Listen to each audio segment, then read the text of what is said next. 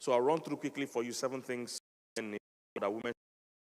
I'll tell the men 7 things that men should.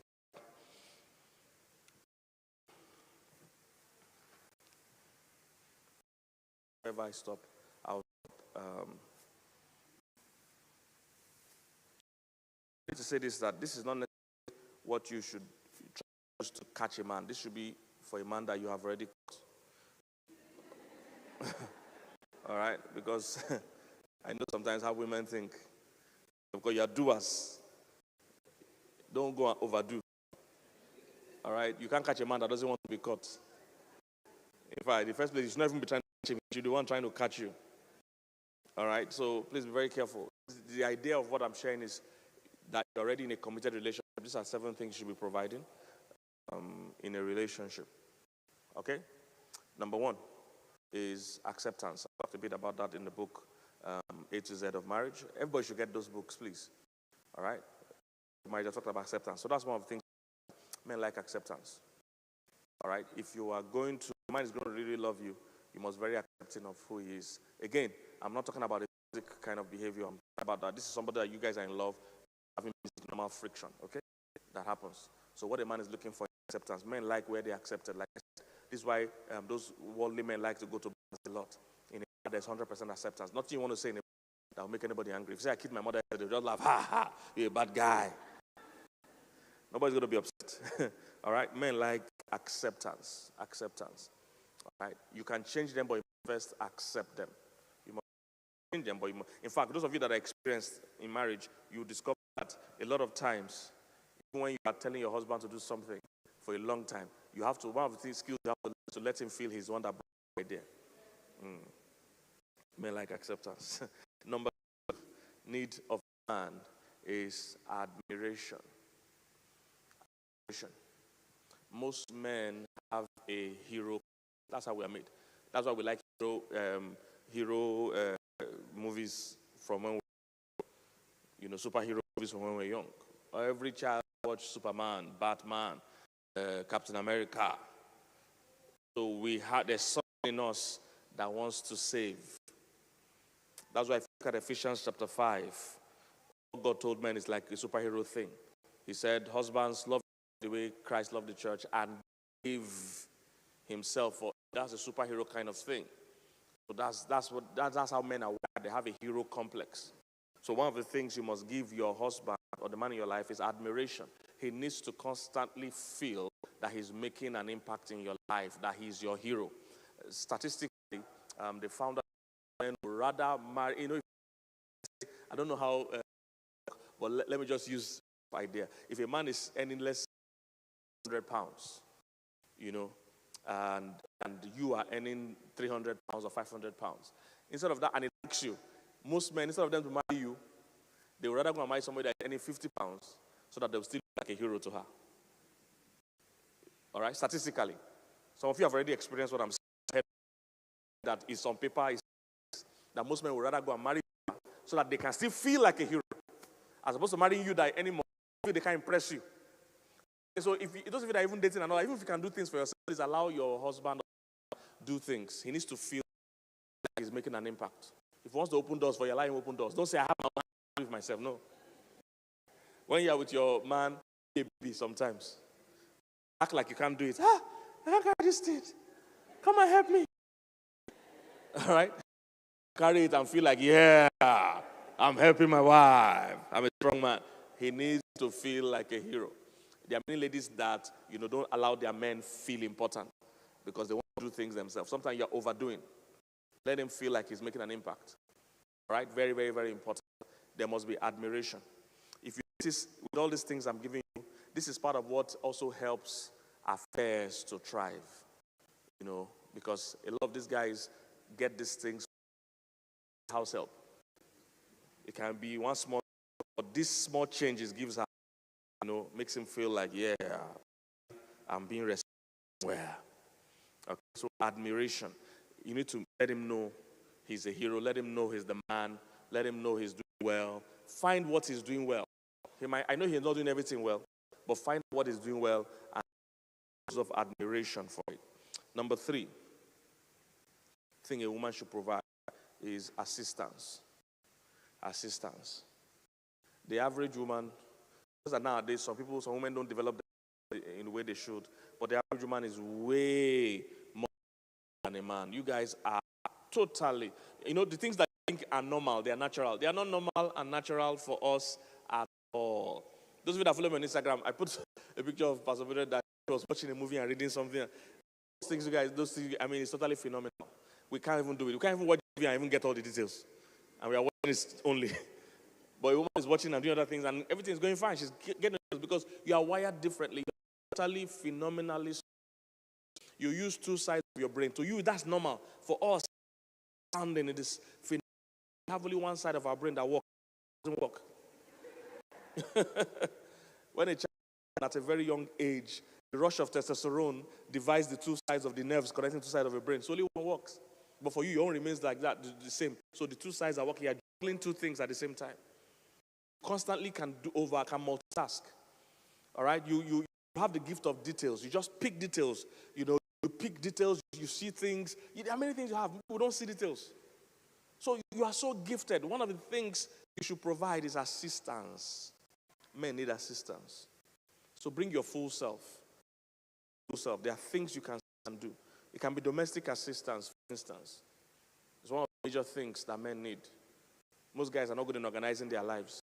I was telling a single man yesterday that you might think you're doing well now, but marrying a good woman will incredibly multiply your success incredibly. All right? Every woman has a womb, not just a physical womb, but also a spiritual womb. All right? You can bring pass. And remember, the first man that got married, the thing he got married was assistance. Romance. So you see, the thing moving him is not the same thing moving you. You want romance and love and all those things, family. That's not what motivated Adam. Adam's reason for getting married is help. I'm not good for this man to be alone. I will look for a helper. So assistance. Me getting married changed my life. I had many dreams.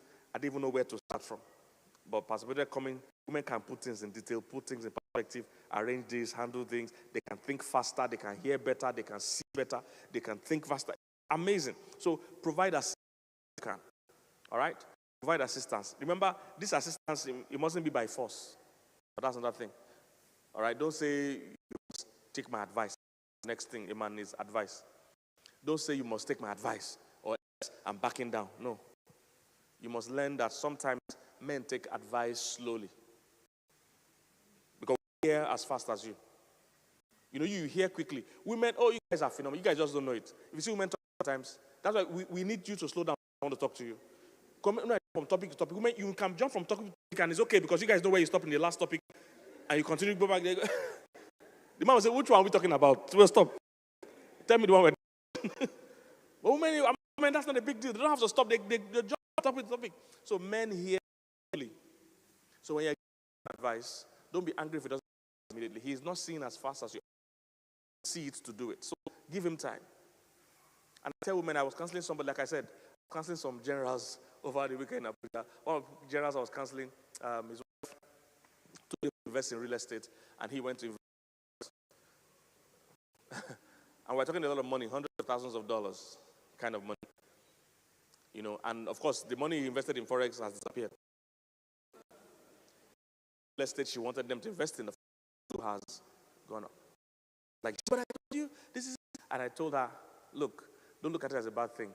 He would learn time, but by experiences that this woman actually has. Men don't see, we are not wired to easily hear.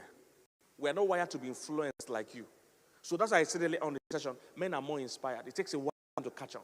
There are a lot of things you would tell your husband. You've told him for years. Just come home and tell you this thing as if it's a fresh idea. And you're wondering, what? I've been telling you this thing for years. We're slower. We're slower. We're just wired like that. So have mercy on us. All right? So give advice. All right? Because you will see things. Women can know something is going to go wrong without having facts. You're just wired like that. You can things. So one of the things is advice. Always. And there are times in marriage you might need to be firm in your advice. It's okay to do that. All right? You might need to be firm in your advice. There's a message I preached one time titled, good disagreements, a good kind of disagreement. You know, it's bad when a woman is agreeing to things that are totally foolish, agreeing to things that are totally stupid, that will put the family in jeopardy. Those kind of times, it's okay to stand your ground. All right? It's okay to stand your ground. In the cases of people like Ananias and Sapphira, that's a bad time for two of them to agree. One person could have brought the idea, the other person should have at least had it. But for two of you to agree is such a stupid idea.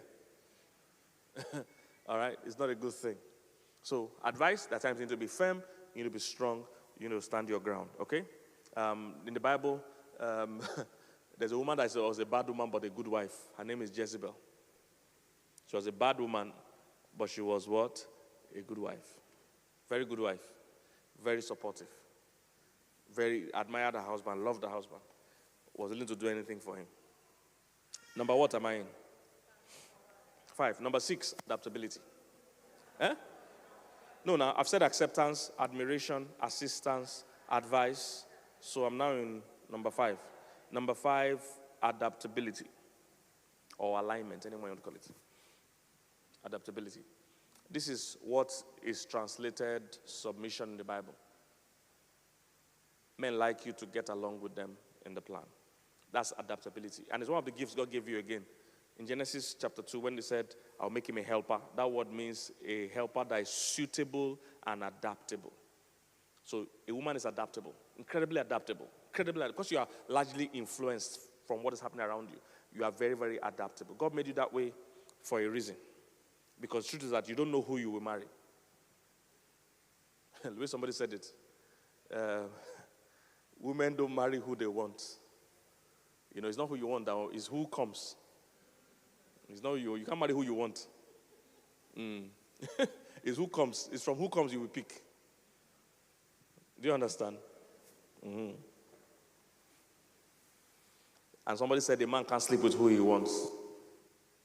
It's who agrees. So, adaptability is one of the gifts God gave you because you don't know who you're going to marry. And that's why I tell single ladies particularly, try not to over-create an image of who you want to marry before he comes. It's part of what's stopping people from recognizing their husband when he comes. Because you've already painted your own picture. From a false idea. From a theoretical idea. From examples of other men you've seen. You've painted the picture. You've taken the stature of this person to the personality of the other person, to the wisdom of one person, then to the money of another person. You've joined 13 people and created an image of how your husband should look. Because you naturally fantasize a lot about marriage. So you need to be careful not to, the reason why you don't find some people attractive is because you have spent all your life dreaming about tall, dark, and handsome. So short and fair now comes. And you say, I'm not attracted to him. No, it's not a matter of attraction. It's just that you have, customized and dreamt of a picture.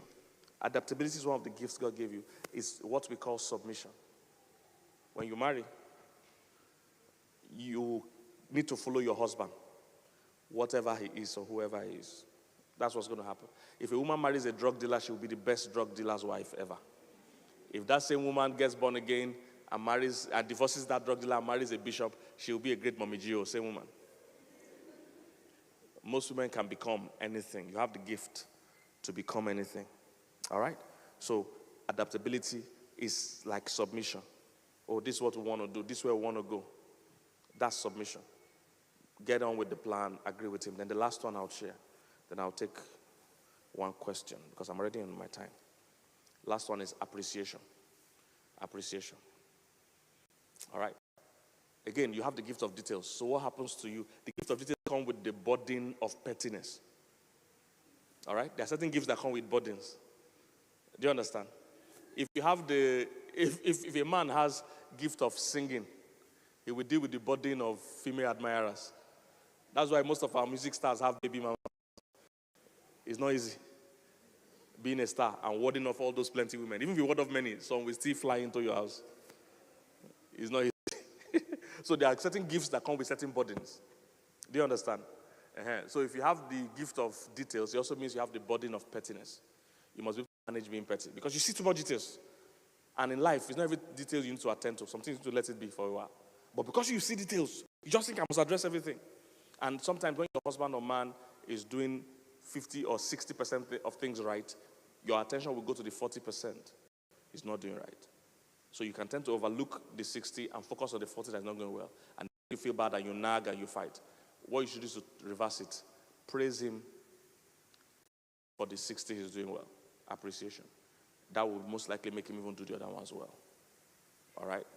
Praise him for the one he's doing well. It will make him do more. When he gets addicted to your praise, addicted to your appreciation, he will not want to put you down. Unfortunately, most women want to attack him for the one he's not doing well. And men are not like women. If you attack a woman for what she's not doing well, her first instinct is to do better. Men are not like that. If you attack him for what he's not doing well, he will run away to where somebody will appreciate him. That's how men work. We're not going to work harder because of your attack. We are likely to respond better if we are appreciated. Even if it's 10% is doing well and 90% wrong, come with your drums and trumpet for that 10%. Praise him. You will see that he will start increasing. But your instinct as a woman is to nag him. That's your mate. Don't do that. Appreciate him. All right. I'll take one question before we go. Hello. One, because I'm already on my time. How is respect demonstrated, and also is it different per socio-cultural context? Largely, it can be different per socio-cultural difference, but for you, I think it's more a man and woman thing, because for you women, saying your mind is not a problem, it's a good thing. For men, it's not like that. That's why you notice we don't talk like you. You say your mind. I don't like it. I don't like it. So you, that's openness. For us, you're attacking me. So you need to, until that man feels respected, you have not respected him. So you can't confront. You can say the same things and look for a nicer way to say it. Don't nag him. Don't attack him. Don't attack his person. All right? So instead of saying you, instead be saying I. So instead of saying you are a bad person or you caused this thing, you can say, oh, I feel you don't love me. I feel abandoned. All right? You are owning how you feel. You are not putting it on him. Once you put it on him, he's not even going to think, he's just going to defend himself first. Do you understand? So you have to learn the kind of words you use. Because amongst women, those things might not bother you. But for men, there are some words they might just take, you are being rude or you're attacking me. So you coin what you're saying well. Avoid confrontation. Like I said, men like it when you are by their side, not in front of them. Men don't do well with face-to-face at all. Once they feel you are coming to confront. Like I told you, one of the generals I was talking to, he said, I resist every form of control. Because men hate anything that's confronting. Come by their side, admire them, praise them for what they're doing well, drop whatever you want to complain about as a side topic. He will hear better. Because he was hearing, his ear was wide. You drop what you want. But if you're attacking him, he will just bring his shield. So even when you're making sense, and most times women are making sense with their complaint, it's just that the way they are bringing it, the man has already blocked you off without even listening. All right? So it's not the respect thing. It's not a cultural issue. The real coach in the world that is the biggest coach on love and respect is a white person. So it's not, many people think it's an African thing at all. The biggest coach for love and respect is Dr. Emerson Eggridge. He's a white guy. And he says he's from research and study and both scripture. That shows that a man's biggest need is respect. And a woman's biggest need is love. All right. Can I sneak one more question? Sorry, yeah, just before then. You said 7 things. Yes, I'm not giving the 7 so that when they... That's your last question. Yes. Sorry, so you mentioned something about to do with adaptability and alignment. So I was in a conversation with someone before, and so her husband said, I'm the head of the home, we're going to move to Nigeria. And she's like, no, because there are other things in our lives, children, school, my work, being the main breadwinner in the home. How am I just supposed to up and leave with you to go to Nigeria because you feel you should be going? You don't even considered or asked me that what are the possibilities. You're saying we have to because I'm the head of the home. So her rebutting that sentence, is that her not aligning or, yeah, that's my... Okay, good. That's a good question. And that is is a big move. So I can understand her. She can't just align with that. But in smaller things, has she been given an idea of alignment? Has she been submissive agreeable in other smaller things before that time. That will help you. So that by the time you're saying no for this one, the man doesn't have a mindset, you always argue. There's already enough ground, stories to show that I support you. And even in that case, this kind of case, she should not even start by saying, no, we should not do that. There are many ways to say that, hey, let's think about it more. Share more with me what you have in mind. Okay, how are we going to handle finances? You're asking questions, but you see, you are in a discussion. When you just say no, some people, I'm telling you the way men are wired, they will just look for fight. They will say, I'm going. A lot of men destroy their home. I'm telling you, I'm a counselor for 25 years. A lot of men destroy their homes just because they hate control. Like I'm telling you, I'm talking to somebody over the weekend, a major general. He controls everybody in his life. He's a major general. But he resists every sign of control. So a man would do something bad rather than to be controlled. I've seen many men say, someone even told me that I would rather even do the wrong thing than to allow this man. So what she should do, she's making sense. A lot of times women are making sense. Between me and you, a lot of times women are making sense. It's how you now handle it.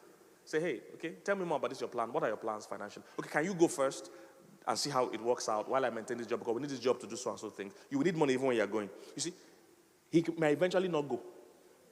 Why you're doing all these things, go and pray. Say, God, this guy can't go. Go and talk to him. Go and pray. But if you just want to fight him for the sake of fighting him, you will start destroying the unity in the home. And even if he stays, he just sees you as a problem.